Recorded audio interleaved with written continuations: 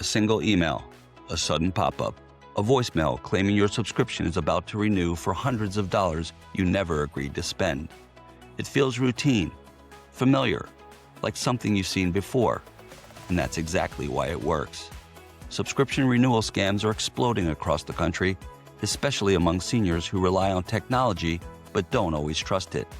These scams go far beyond the old Microsoft virus removal trick.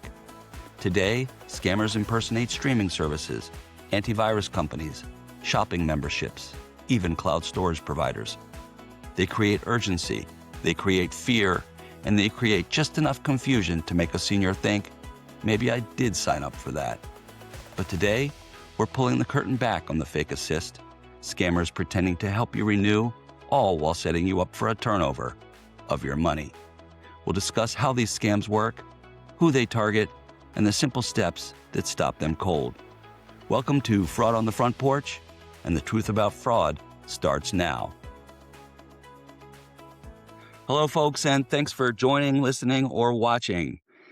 Welcome back, Sean, my fellow fraud forayer. Today's episode is one that hits pretty close to home for seniors and families alike. Yeah, good morning, Tony. And nothing says good morning like a fake $399 renewal notice for a service you've never heard of. Exactly.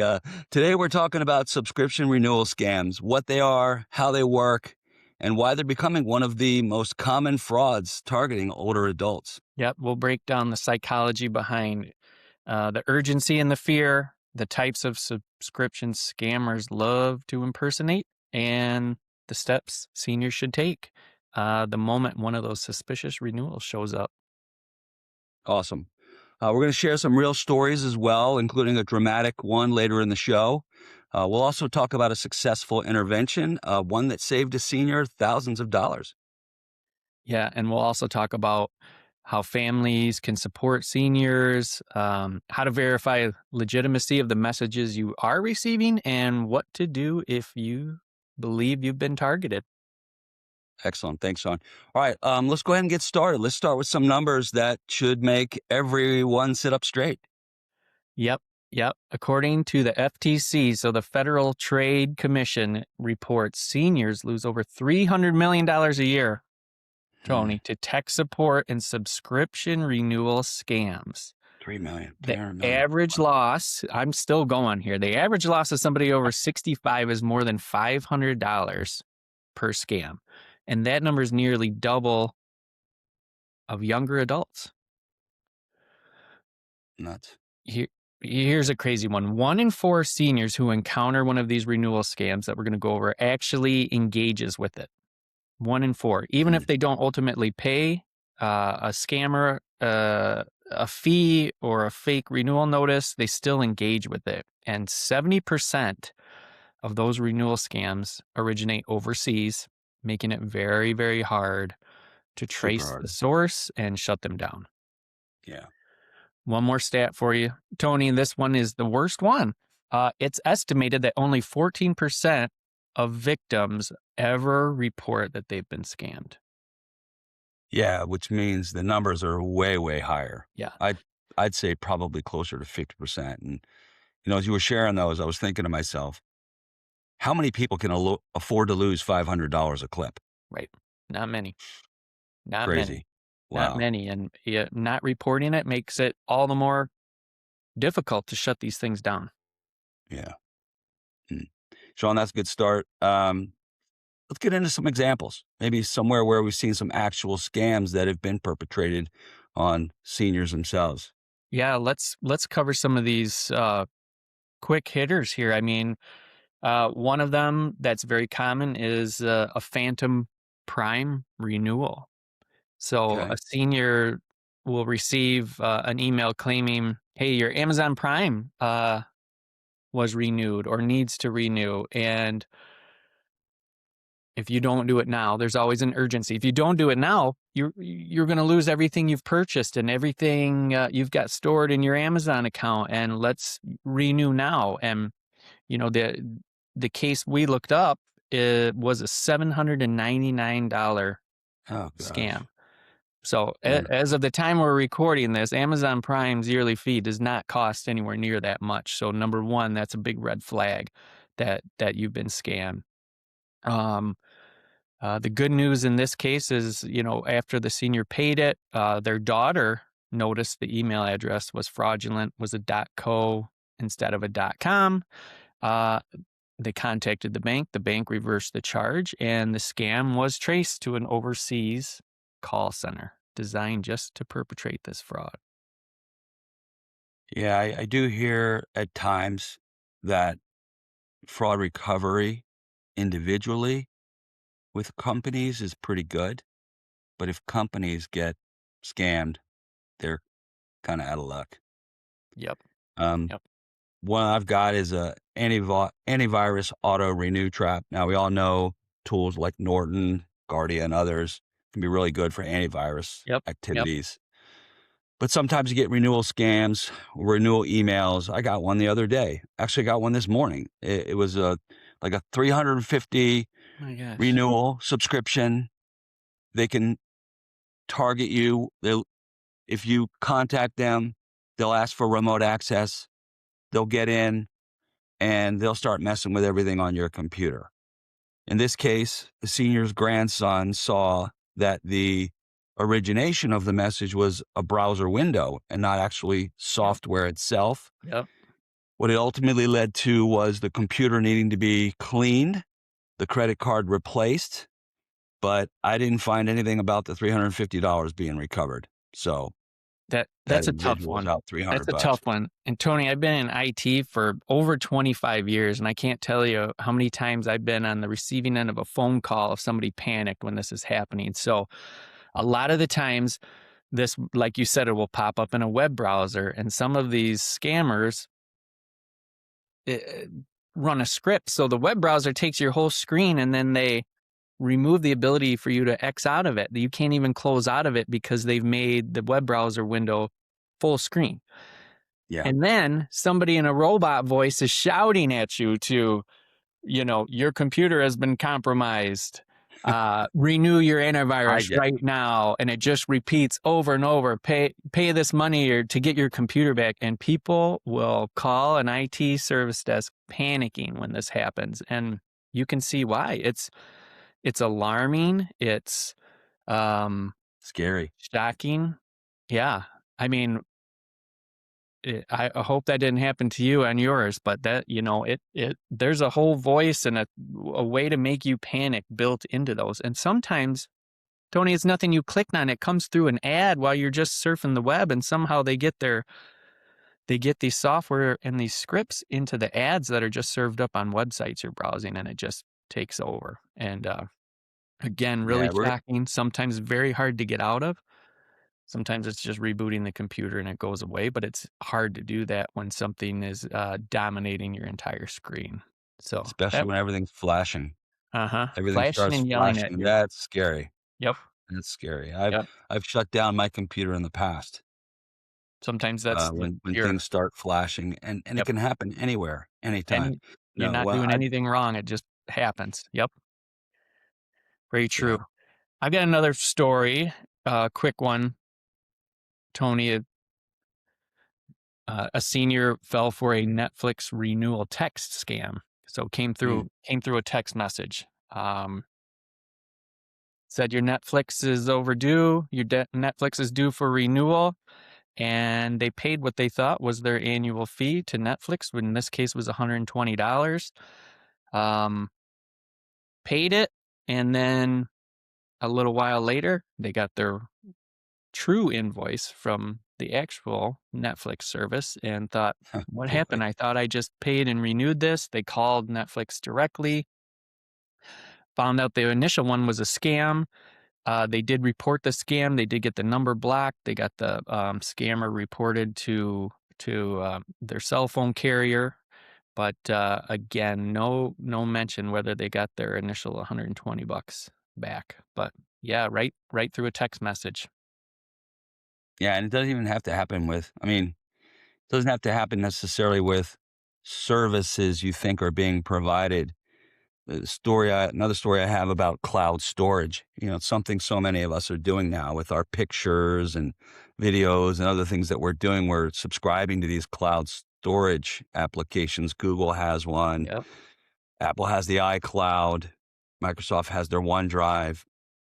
This one particularly, fortunately, was thwarted. It was a loss. Attempted $499 cloud renewal storage fee for iCloud. It was a voicemail that came in for storage renewal. Fortunately, this particular senior's son checked their Apple website and saw there was no such charge needed, necessary. No money lost, scam number reported, probably using what we talked about in our last episode, that spam. I think it was 4277, something like that.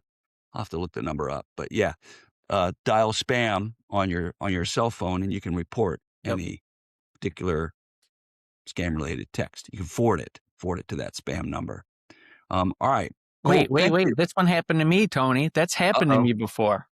Did it? Let me tell you a story about me. It almost got me. This is one that almost got me. It's the same type of scam. So one thing we've talked about here is a couple points I want to make before I tell my story is, first off, tens of thousands, maybe even hundreds of thousands of scammer messages are going out every second. We've talked about that through phone calls, through texts, through emails. So with that type of volume of scam messages going out, odds are it's going to land in somebody's plate at just the wrong time for them and just the right time for the scammer. So that was my first point I want to make about this. The second one is, and maybe we haven't talked about this enough, is detecting scams while looking at something on your phone, an email, or a website is much harder than on the PC, because when you look at an email on your phone, you don't always see the full email address. You just see something that says Apple support, but it's a fake Apple support email, or it takes you to a website. And again, trying to figure out if a website is fraudulent or not just by glancing at it on your phone is harder than looking at it on your computer on a full screen. Really good point. So really good point. Many years ago, before my kids had all their own devices and all that fun stuff, which is another topic we could talk about sometime, I would let them occasionally play games on my phone while we were out waiting in line, trying to kill some time. I'm trying to ease the boredom of waiting. And there was one moment where I don't remember where we were or which one of my kids requested, but they asked to install a game on my phone, and it was a paid game, maybe like 99 cents, $1.99 or something. I said sure, and I installed it, bought it and installed it. And right after that happened, I got an email right into my inbox, and it said, Apple support. We have detected fraudulent activity on your Apple account, and it has been disabled. Click here to re-enable your account. So again, uncanny timing of this email just dropping in my inbox. So I grab it. I'm like, great, what happened? I'm thinking, is it because I'm like not home? Is it because I'm in some weird place downloading a game? I thought, whatever. So I clicked the link, the one thing you're not ever supposed to do. I clicked and went to a very well done fake Apple website, and it asked me to log in. So luckily, I took the advice that we always give on this show, is pause and take a second. And I thought, wait a minute, why would my account be flagged all of a sudden? So I backed out of the link. I clicked, I went into my Apple account the normal way to go in through apple.com and logged in, and there were no alerts. Everything was fine. In fact, I saw the purchase I had just made posted there, that I had just bought the game for my kid. And I was like, wow, I almost fell for that. And so then, of course, I went back to the email. Then you can click in and see the full email address, completely fake, and you see that you went to a fake website. But I mean, just the fact that that thing landed at that exact moment in my inbox before the receipt. I mean, the receipt hadn't even come through, Tony, and I got that your Apple account will be compromised. So, it happens to everybody when you're in a hurry or you're distracted, and those things come at the right time or the wrong time in my case, again, you've got to think ahead and pause and question what you're receiving. But they almost got my Apple credentials because all I had to do was log into that fake website, and I'm sure they would have. I'm I'm sure they would glad have you run did. with my account. It's funny. I think I get a little, what's the word I'm looking for? Skeptical. Yep. I get skeptical, but I also get a little cynical. And I ask myself while you were telling that story, is it possible that fraudsters created a legitimate game your kids can play to embed code to create the ultimate scam later on? How scary is that? Right. That someone would put a 99-cent game out there, very easy, no barrier to entry, 99 cents. You jump in it, but the installation of that game triggers an email that puts you on red alert. Pretty That's something. crazy. Yep. Pretty crazy. And it's very, very easy programmatically to do something like that. That's a great story. I appreciate you sharing that. Yep. So, uh, you talked a little bit about some of the tactics some of these scammers might use along the way with the fake website. Let's get down to some of those core tactics and let's talk a little bit more about what makes scammers so effective. Yeah. I mean, they start with the urgency piece, right? It always Yeah. says it either says your subscription is about to auto renew for some insane amount of money. So click here to stop it, or your subscription is overdue. You owe us this money, or you're going to lose everything. And then that's the fear piece. There's always urgency followed up usually by fear, which is I'm about to lose all this money. I'm about to be charged all this money. Or since I haven't renewed my subscription, I'm going to lose all these movies I've purchased in Amazon and all these books I've purchased, or I'm going to lose my place in my TV show I'm watching on Netflix. And it's Yeah. there's a urgency, do this now in the next 24 hours, and the fear of you're about to lose something if you don't act now. Yeah, that's a good point. They exploit the routine payments. Yep. Seniors particularly have so many subscriptions. Well, most of them do, at least the ones I've talked to. Maybe they've got some for We all TV, they've do. got antivirus, they've got cloud storage, probably either on their phones or on their computers. They've got tablets. Um, they've got services like Apple iCloud or Google Drives. Um, Maybe they have shopping memberships like Costco or Sam's Club, or maybe they're affiliated with Best Buy in some way. I know Best Buy has programs. Um, they're Yeah. just Yeah. so vulnerable on so many fronts. Well, and seniors as well as everybody have so many subscriptions these days, and you don't always remember what you've signed up for. So scammers use some of those household names all the time. They choose believable services like Amazon, Microsoft, Norton Antivirus, which you talked about, Netflix, Apple, PayPal, like those very common services show up in those scam messages all the time because, again, they're very recognizable brand names out there. Yeah. They use tools to pretend they are those companies sometimes, spoof caller IDs, fake invoices, pop-ups that freeze the screen. In the example we were talking about before, that you get that scary robot voice telling you to pay them money or you'll never get your computer back. Um, and then when you do call, unfortunately, some people do call the 800 number provided. You're talking to somebody who has a script Hmm. written for them by a professional fraud ring. So there are professional rings of these fraudsters out there just figuring out the best way to have their employees talk to you to get more money out of you. And unfortunately, underlying it all is they target seniors because they're more likely to answer those unknown calls, those Hmm. spoofed caller IDs.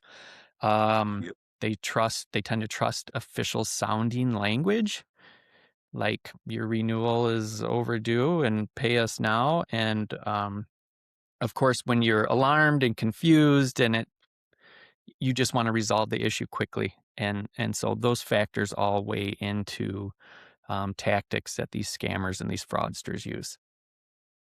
Yeah, I think it's so cultural in that seniors are conditioned to connect. Like we would think nothing, or folks, my kids think nothing of getting a text and not bothering with it. Yep. Yep. Whereas a senior might feel like the polite thing to do is to respond to it. So if I can summarize what you're telling us, number one, they create a sense of urgency, always overrides logic. Yep. Dangerous, very dangerous. Number two, they impersonate trusted brands. And then number three, they push seniors into acting fast before verifying anything. Yep. You got it. Something, the old trust but verify just kind of goes out the window, especially in the sense of urgency, Yeah, right? because they know seniors trust, so they push and they push and they push, and then they exploit, and then they go after that cash grab, whatever they're after. Yeah. Yeah. I can say that every time urgency is involved, red flag, whether it's real urgency or not, urgency should always be a red flag. Yep. Just seems to be a purveying theme in everything we go after. All right, let's tell a quick subscription scam story of Julia, near bullseye on a $500 target. So let me take you into the moment that could happen to any senior anywhere. It's 7:30 in the morning. Julia, age 82, is sipping her coffee when a computer screen suddenly goes black. Then flashes a bright red warning. Your McAfee subscription is renewing for $499. Call immediately to avoid charges. Her heart races. She doesn't remember signing up for McAfee, but the message looks official. The phone number is bold, urgent, impossible to ignore. She calls. A calm voice answers. Ma'am, I can help you cancel this charge. I just need to connect to your computer.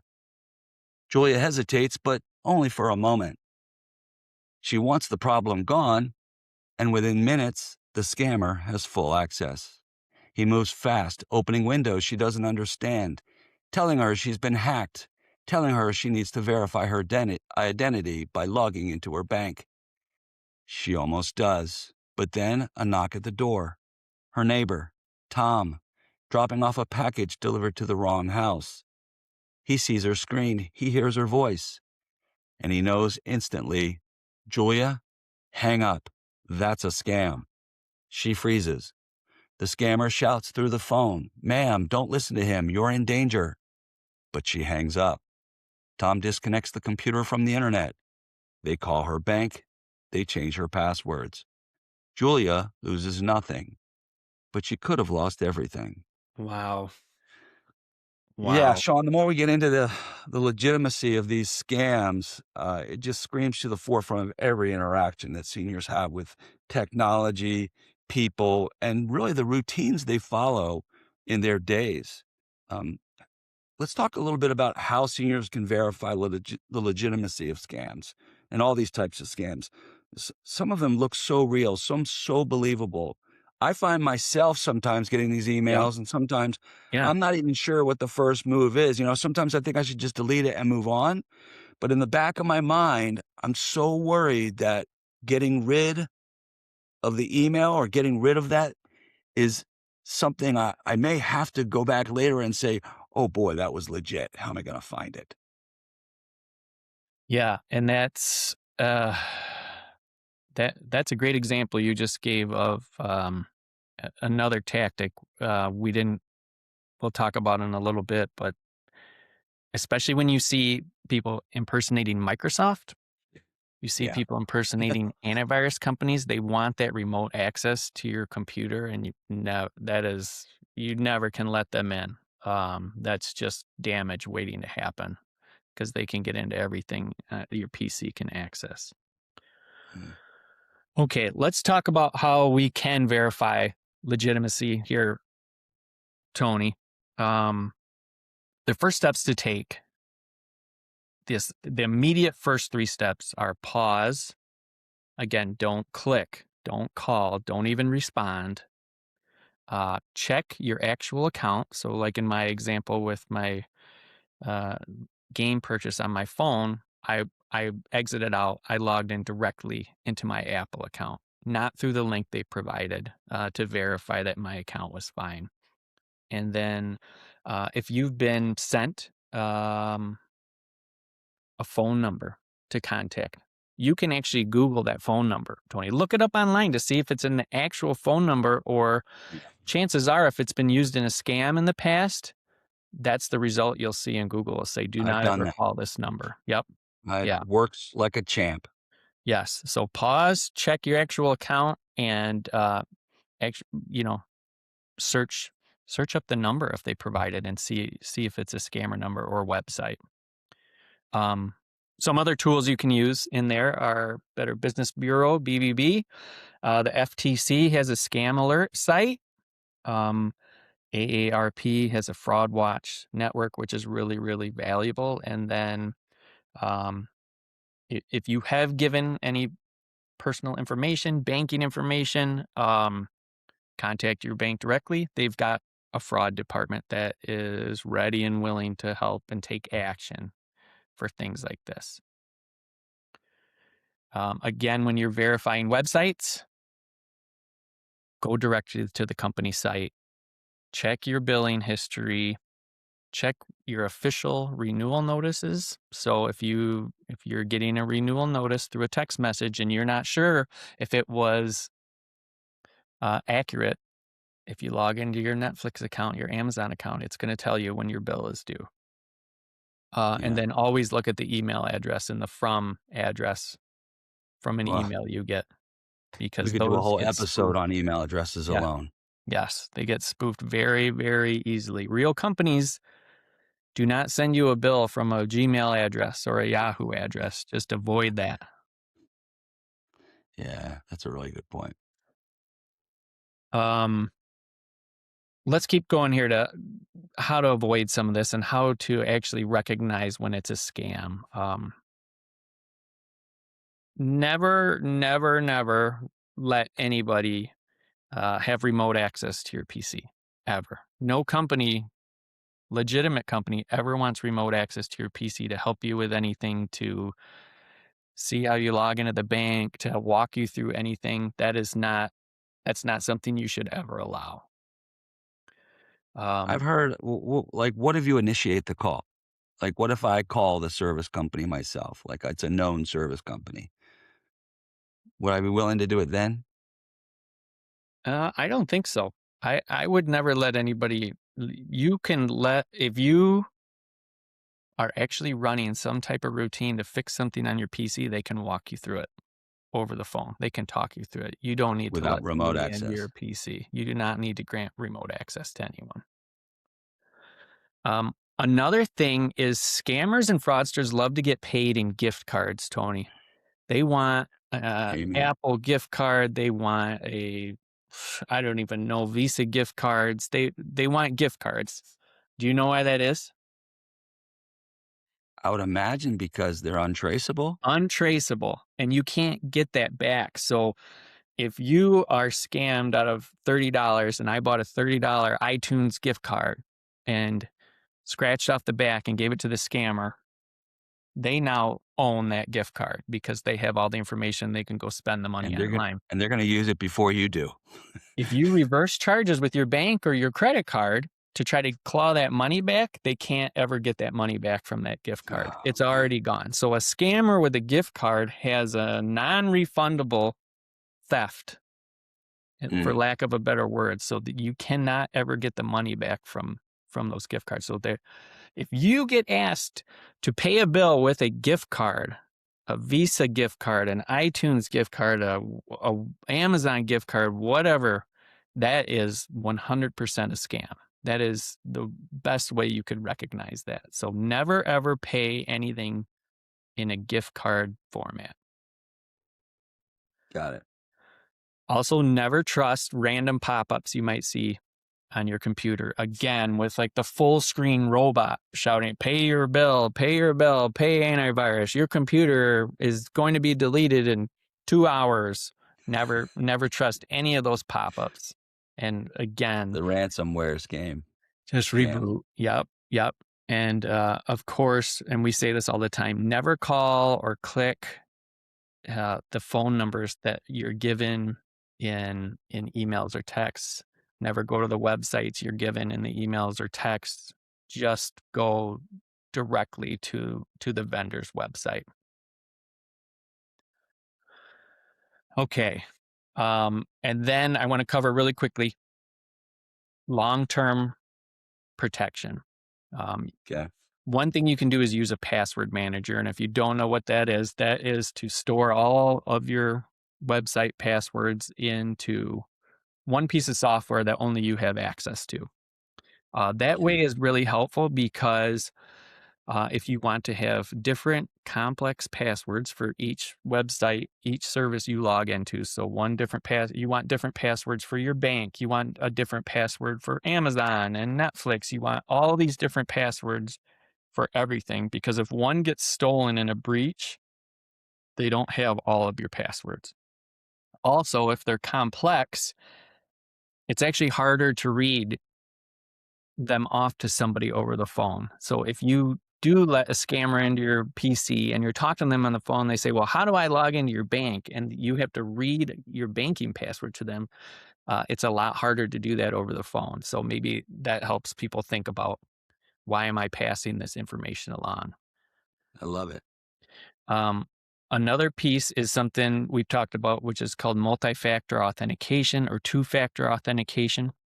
And what Yep. that is, a lot of us have that with our banking websites now already, which means you log in with your username and your password, and then you have to answer, it sends a text to your phone or to an app on your phone that is just the second step of verifying you are who you say you are. And that Yeah. is really, really important There's because, multiple kinds of two-factor yes, authentication now. yeah, And I can tell you personally, I think they're a pain in the butt. they But are. And they I offer, respect the fact yeah, that whatever I have to go through, somebody else is gonna have to go through as well. So at the end of the day, I can kinda swallow it a little bit more because I feel like I'm being protected a little bit more. yep. It offers that extra layer of protection. So if your username and password is compromised somehow, they still can't log into your account without knowing that code that comes to your phone or the Yeah, biometric or whatever your second factor is. So that is super, super important. If you can enroll into that in any of your services, just do it. Review your bank statements all the time, see what charges are coming through, and then something you can do is keep a written list of all your subscriptions. I do that. Well, that's great, Tony. Write it down, post it somewhere, have it on a sheet of paper so you know when the bill's coming, and if something comes out of turn, out of order, or something you just never subscribed to, you can check that list to verify if that's an actual bill or not. That's wonderful. Thank you for sharing that. It's a great list. Yep, Certainly anyone watching, listening can review the steps again, things to consider. Um, I really like it. I definitely like some of the tools that are available out there, as well as all the steps you can take. All right, I'm gonna put you on the spot here a little bit. let's do it. Let's do a fun little quiz. I think I only have 5 questions for you today, Okay, okay. and I'll go a little bit slow in case anybody at home wants to kind of play along as well. All right, if you get a renewal notice for a service you don't remember, what's your first move? The first move is always to pause and then verify through the official website. So Good I guess job. that's 2 moves, but that is your first move. First move should always be pause. Uh-huh. Okay. True or false? Pop ups demanding immediate action are always legitimate. I think you should read that in a robot voice, How's that? just like the pop-up that Oh, freezes yeah. your computer. It's always a robot voice. Yeah. Yeah. So that answer is false. Those are almost never legitimate. Nothing's ever going to take over your computer and hold you for ransom to pay a bill. Question number 3, what is the safest way to check if a charge is real? Log into your account directly through your normal method. Don't ever click the link or answer the phone that's provided to you, or call the number that's provided to you. I cannot tell you how many times I've been tempted to click the link to speed things up. And then I'm like, whoa, wait a Yep. second. And then I'm like, no, I'm going directly to the account. I am not clicking through this link, So smart. even though it looks like it came from my bank or Amazon or Netflix or anybody else. Well, I've see, gotten them where I got a click on an Amazon order and I wasn't sure because, as you know, those links look extremely cryptic and they've got all sorts of characters and letters and exclamations oh and yeah, all that in the link. yeah, And I'm oh like, yeah. oh, I just bought something on Amazon. Maybe this is legit.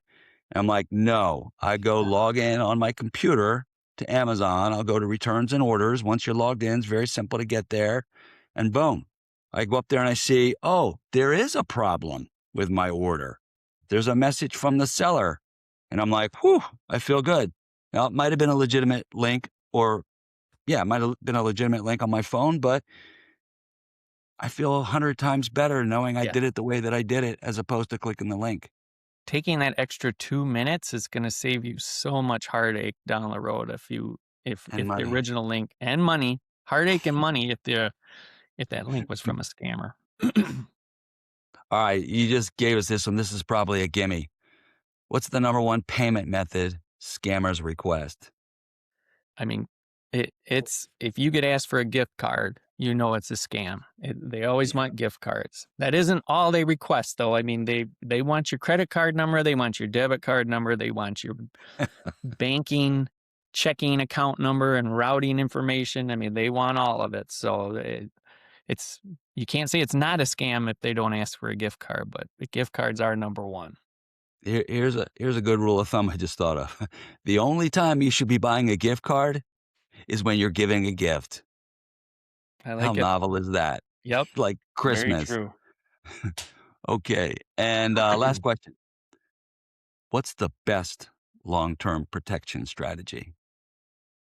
Well, it's something you said you do, Tony. Write down everything. Write down all your subscriptions. And if you want to get really detailed, when they renew and when a bill might be due, but um, keep a list. Put it on your fridge. Put it on your desk so you know that what you're being asked for, if it's a legitimate request or not. Better lucky than good. I only Yep. did it because I'm organized, or at least I pretend to be organized, not because I thought I was doing some great service to myself avoiding scams. But hey, if it Yep. works, I'll take it. I'll take it. All right, let's talk a little bit about maybe a little bit more educational and prevention tactics we might want to share with some folks. Where do they start? It starts with repetition. I mean, throughout all these shows we repeat kind of the same tactics of protecting yourself. And seniors, as well as everybody, we learn best when the message is simple and repeated, tied to a story. So just repeat your experiences, repeat what's worked for you to avoid scams. Just keep the message going, Tony. Yeah, I would say in our careers between us, I won't say exactly how many years we have because that'll date us a little bit, but we have a lot of years. And I think what we've both learned is that stories stick, facts fade. Yep. Yeah. And your family plays a huge role. And if your family to a senior, a weekly check-in is great. Did you get any weird emails this week? Did you get any strange texts? Are you being asked for something you're unsure of? Keep that to be an open dialogue. I mean, you want your family member to share those things with you when it comes across their plate, because it's almost inevitable that your loved ones are going to see a scam message at some point during the year. I used to ask my mother that when I'd go visit her. I'd say, hey, what kind of emails did you get this week? Let's talk Yeah. about them. Hmm. Or I tell her to, if she got something, do nothing, put it aside. We'll discuss it when I get there. And something we had talked about, this list of items or subscriptions that you have on the fridge, Yeah. it needs to be updated. It needs to be updated from time to time. We don't all have all of our subscriptions in perpetuity. So just something to think about. Um, There, my philosophy is kind of like, if it's not on the refrigerator, it's not real. yeah. Especially if you not only want to keep one for yourself, but keep one for seniors if you're associated with any seniors and trying to help protect them as well. There's apps out there that do that too, Tony. I mean, there's Monarch Money and Rocket Money, and there's a handful of Yeah. them that um, it just helps you keep that list and helps you stay organized. And they want to help you manage the subscription, but you don't have to use the app for that if you don't want. But it's great to have that list and really easy to keep it updated. Um, I think the most important thing is, again, what we say all the time is never act fast. Yeah. That's our golden rule, is to just take a moment. Never act fast. The scammers want you in a hurry. Scammers need speed. You don't. The faster you Yeah. move, if you respond to the urgency and the fear quickly, you're not giving your rational brain enough time to process what's going on, and you're more likely to fall for a fraudster's schemes if you're in a hurry. Yeah, I don't want to get campy, but education at the end of the day, it's not about the fear. It's really about empowerment, Yep. right? It's about one senior at a time, what sticks, the stories we tell, the facts we present. As we say, facts will fade, stories will stick, but sometimes we have to repeat those stories as well. And with some of the other things we've got available, things like fraud in a moment, quick stories, seniors that have been taken, seniors that have thwarted particular scams, I think there's a real good opportunity to share these details and Yep. continue to share them time and time again. Um, all right, let's tell a story about a senior that got through the gauntlet okay, someone who didn't let urgency rule the day. I think you have a successful intervention story Yeah. for it. Want to share that? A happy ending story. All right. Quick win. So Gwen, age 76, she got an email saying her Norton subscription was renewing for $499, which she almost paid, Mm, but paused long enough to call her daughter. Her daughter looked up the company that was asking for the subscription renewal on the Better Business Bureau. Of course, there's no listing. There's no history. It's not legitimate. This company doesn't exist. So the pause, that 1 second pause, saved a lot of heartache and money there. And they nice. reported it actually. And within 48 hours, the scam website was taken down. So Wow. again, one quick pause, one phone call to a family member saved one senior, but how many more past that? I mean, bringing down a site like that is huge. It's huge in the battle against the fraudsters. And Yeah.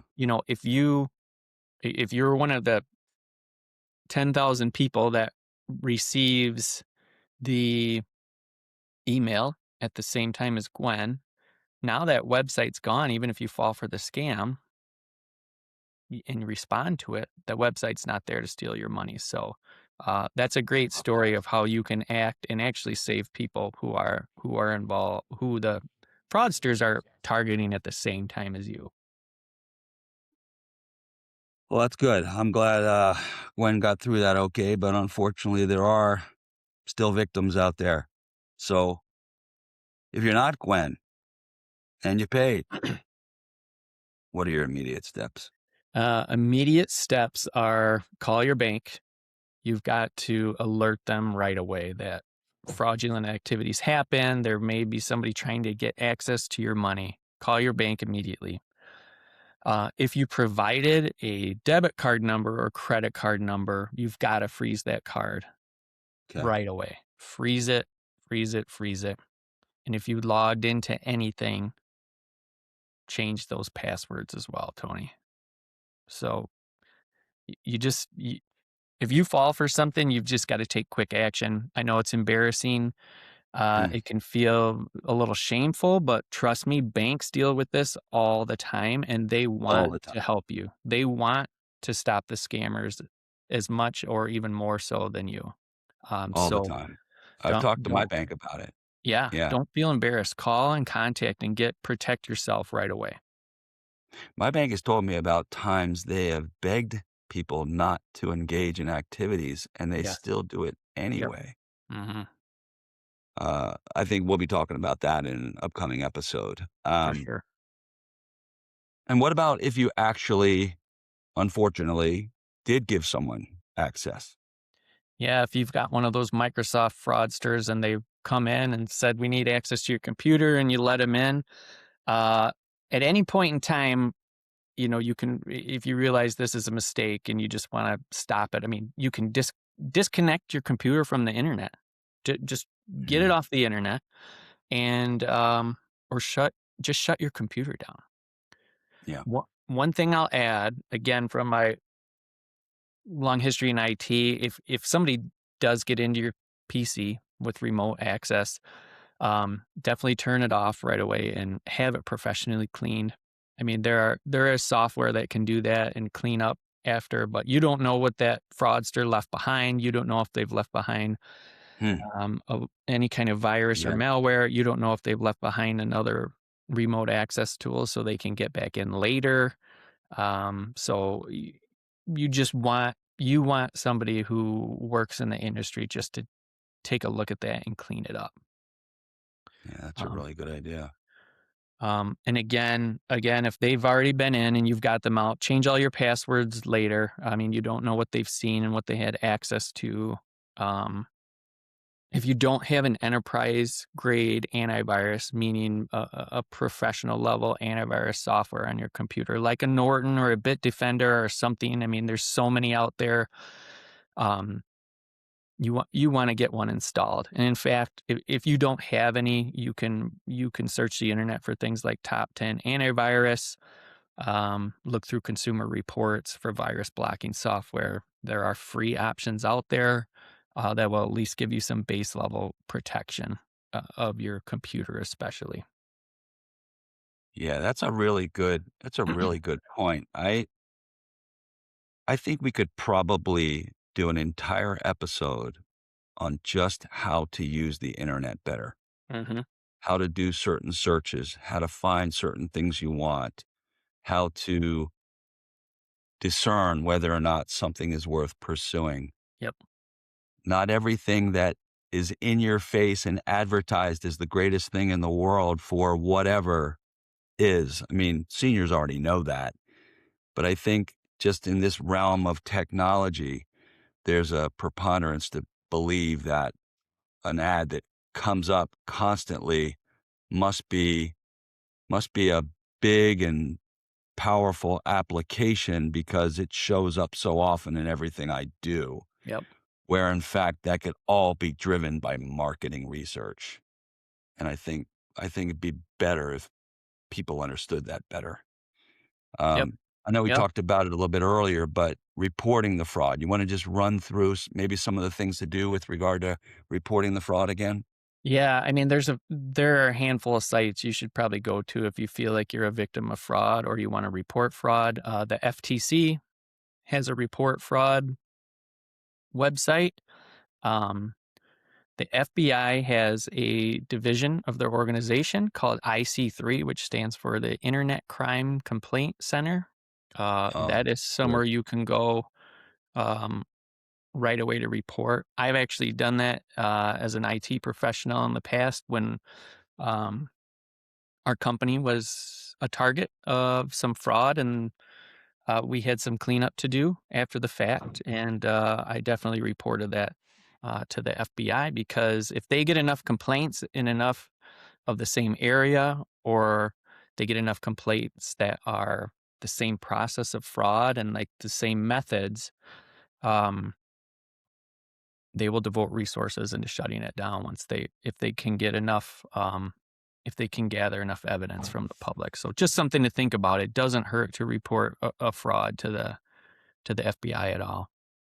And then of course there is the AARP Fraud Watch Network, which will let you submit fraud cases and has a wealth of information for seniors and retirees to look at when it comes to fraud awareness and fraud prevention. Yeah, and I guess at the end of the day, if they forget one of these sites that we've talked about today, they can always just do a search for where do I report for this Yep. particular type of scam, Yep. right? Quick Yep. search, Bing, Google, whatever they got to do. It's all out there. It's all searchable. In the end, I think people need to be reassured, seniors need to be reassured that they can report on anything that happens to them, potentially get reimbursed. Yeah. We can help them secure their accounts, not physically, but through education and what we teach them. And most importantly, just remind them they're not alone. You know, you touched on it earlier that, you know, the shame of something happening to you. It's happening to all of us. There's nothing to be ashamed of. The question is, what do you do about it? Right? They always Yep. say you can't affect what happens to you in life, but you can change how you respond to it. And that's really all we want to try to do today. All right, we're nearing the end of our session today. Any closing thoughts for our audience? Yeah, Tony, unfortunately, subscription renewal scams are not going away. We talked about all those numbers at the beginning. They're very profitable for scammers and fraudsters. But awareness changes that. I mean, the more we socialize it and seniors talk about it amongst their friend groups and just telling stories and how to avoid falling into those pitfalls and those traps, that's the real key at the end. I mean, seniors deserve to feel confident, not afraid, and honestly, their families can help make all the difference. So again, the education, like you mentioned before, and just awareness, and know that you're going to have one of these scam messages show up either on your phone or in your email inbox at some point, and just be aware that it's profitable for the scammers and you just need to delete it and move on. Amen. Amen. All right, let's keep talking. Let's keep teaching. Let's keep protecting each other. Sean, as always, thank you very much again for being in studio today. Until next time. Thanks, Tony. A fake renewal notice can look harmless, but behind it is a scammer ready to take everything. Today you learned how these scams work and how to shut them down before they start. You learned how to verify, how to pause, and how to protect the seniors you love. And you learned that one moment of hesitation can save thousands. Stay alert, stay informed, stay empowered. And as always, remember to pause, question, and ask for help.